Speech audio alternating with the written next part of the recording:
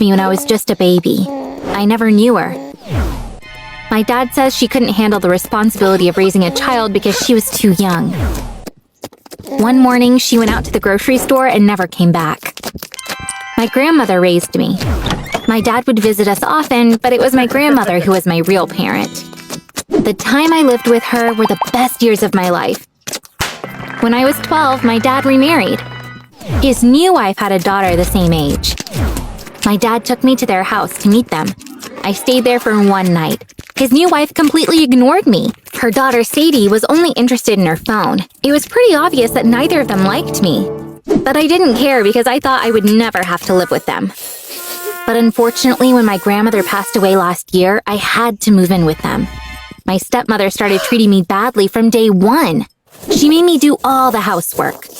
I even had to clean Sadie's room. She was incredibly mean to me.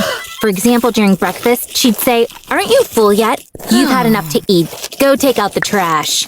I was really unhappy, but I didn't tell my dad about it so as not to upset him. He was working in the finance department of a big real estate developer. The finance manager transferred hundreds of thousands of dollars into his personal account. My dad didn't know anything about it, but he got arrested anyway. He didn't have the money to hire a good lawyer, so he ended up going to jail. My life wasn't going great to begin with, and when my dad went to jail, things got even worse. One day my stepmother told me, "We're broke because of your father. You need to quit school and start working. If you want to live here, you need to bring in money." So I had to drop out of school. Of course, this rule did not apply to my stepmother's daughter. Sadie kept going to school, but I had to get a job at a call center. Since I had to deal with one stressful event after another, I got acne all over my face. I couldn't recognize myself in the mirror. The people I worked with looked at me with pity. There was this guy I liked. One day I heard him mocking me, saying, "This girl shouldn't leave the house. She has no right to make the rest of us uncomfortable." I was really devastated. I couldn't sleep that night.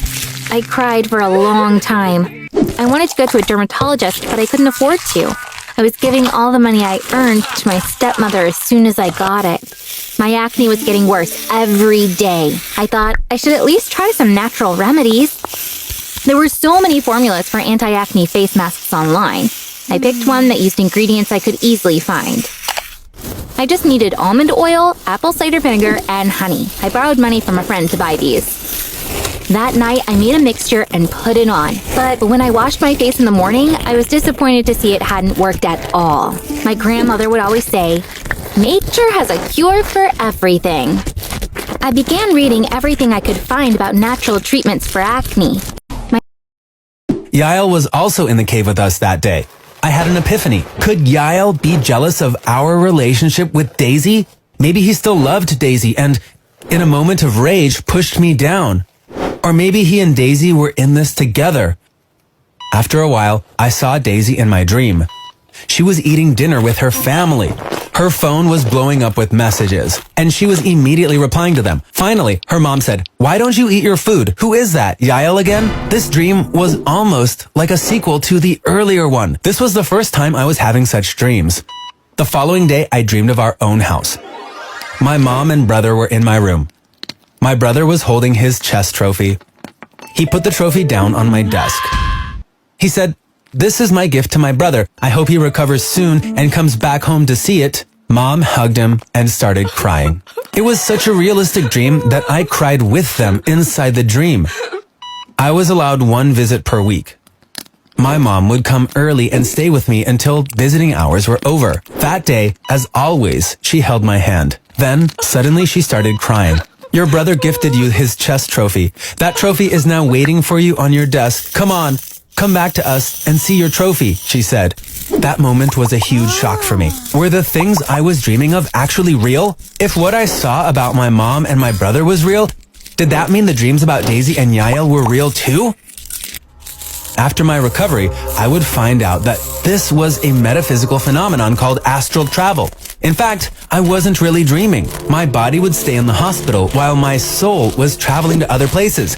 According to experts, this could only be experienced in the space between sleep and wakefulness. The most important part is that you can't force it. It can only happen on its own. The third time I had one of these experiences, I went to the house of one of the teachers who was with us on that field trip. There were bottles lying around and he looked really drunk. The teacher kept saying, "It was my fault. It was my fault," and crying inconsolably. Now I knew these weren't just dreams. When I woke up, I thought, he's clearly feeling guilty. I wonder if my fall was really his fault. The plot was getting thicker. Was my fall an accident? Or had someone pushed me? And if so, who was it? A few days later, I had another dream. This time, it was about my friend Kyle. He was in his stepfather's office. The stepfather was yelling, "You idiot! You couldn't even pull off something so simple." Kyle got angry and told him, "You know I did my best. What else could I have done?" When his stepfather said, "Don't you raise your voice or you will never see your mom or your sister again," Kyle just lowered his eyes. I didn't know what they were talking about. What was it that Kyle couldn't pull off? Why was his stepfather threatening him? Did this have anything to do with me? There were so many questions in my head, but I didn't have any answers. But I was still sure that it wasn't Kyle who pushed me down. My best friend would never do such a thing. Welcome to the Here's My Story channel. I'm John. I strolled into the room with hesitation. My grandma cried out loud when she saw me. "Honey, you look amazing! I knew this skirt would look good on you, but I didn't expect it to look this good," she said. I replied, "Are you being serious, Grandma? I could never imagine myself in a skirt before. I wish I could wear this at home, but my parents would never let me." She smiled. "Honey, you can wear anything you want once you're 18. You can leave your skirt here and wear it when you visit me," she said. The following week was my birthday. My grandma gave me a wonderful present. This skirt meant a lot to me because my parents only let me wear pants. For the first time in my life, I owned a skirt, thanks to my grandma. By the way, you may be wondering why my name is John. There's a ridiculous story behind that. While my mom was pregnant, she had a dream that she gave birth to a baby boy. The following night, my dad had the same dream as well. He woke my mom up and told her about it. "This can't be a coincidence. It must be real. We're having a boy," she said, embracing him. After that, they prepared everything for their baby boy. They furnished the baby's room with blue furniture. They got me boys' clothes and toys. After giving it a lot of thought, they decided to name their boy, me, John. When I was born, they were shocked. Disappointed, my parents brought me home. My dad said, "We got so excited to have a baby boy. Let's not make a big fuss about this now. We'll figure it out later." As I grew up, I began to question their ridiculous decision. I kept asking, "Why did you give me a boy's name? Why am I only allowed to wear pants?" My dad would say, "You should thank us. Girls are weak. But you are not because we raised you like a boy," trying to convince me that what they were doing was better. I disagreed with him. Boys were not superior to girls. No matter what I said, I couldn't convince my parents. My grandma, on the other hand, would always encourage me. We lived in the same neighborhood. I'd go and have breakfast with her every morning. Her jams were terrific. She would make me a fried egg and jam on toast. Every morning we would have a blast. Then I'd go to school. We always celebrate birthdays with family. Our only guest would be my grandma. But my dad told me this year, "John, don't invite your grandma." When I asked him why, he said, "We've been having some issues lately. I don't want to see her." I was upset. "Dad, she's your mom. Why don't you want to see her? I know you want to sell her house. She has a right to say no. That house is all she has. She's not in a position to rent," I said. He replied, "It's because I have a wonderful business idea and need the money right now. Your grandma needs to sell the house." Dad, none of your business ideas take off. You opened a florist's shop, and that flopped. Coffee shop, flopped. The pizza spot, flopped. You sold off our car, our house, everything. "Please, don't touch Grandma's house," I said, begging him to stop pushing. He wouldn't listen. "I'm opening a pet store this time. It can't fail," he said, dismissing me. A few weeks passed. One morning I went to my grandma's house and she looked so sad. She told me, "Your dad sold the house yesterday." I couldn't say no because he was so adamant. "I need to move out at the end of the month, but I don't have money to rent another place. I don't know what to do. Also, she stopped right there and began crying faintly. "Also what, Grandma? Please tell me," I said. My grandma took a deep breath. "For some time now, My name is Vivian. I was the only kid of super rich parents who adored me. I grew up in a fancy house and was sent to the best schools. On my first day in middle school, a pretty girl walked up to me and immediately put her arm through mine. My daddy says you can tell a lot about someone from their car. And wow, girl, you're richy rich. I'm Brenda, and we're friends now, okay? Later that day at recess, I saw a girl from our class eating alone. Hey, why don't we ask that girl to join us? Nuh-uh.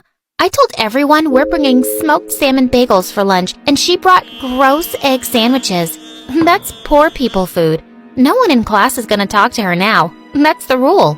I'm sorry, but that's just the stupidest thing I've ever heard. I joined the girl at her table and swapped my lunch with hers while everyone gasped. I'd broken the rule. That day onwards, Brenda hated me with a vengeance. She tried to beat me at everything: grades, friends, clothes. One day in 8th grade, she came up to me and said proudly, "I got my period before you. Ha! I hit puberty first." This girl was crazy. I could hardly stand her. But then one day in 9th grade, something terrible happened and everything changed. Dad fled to some other country with all our money and left us with tons of debt.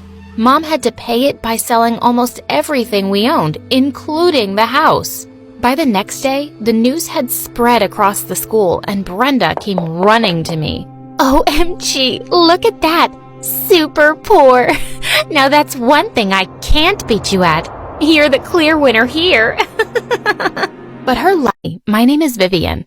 I was the dead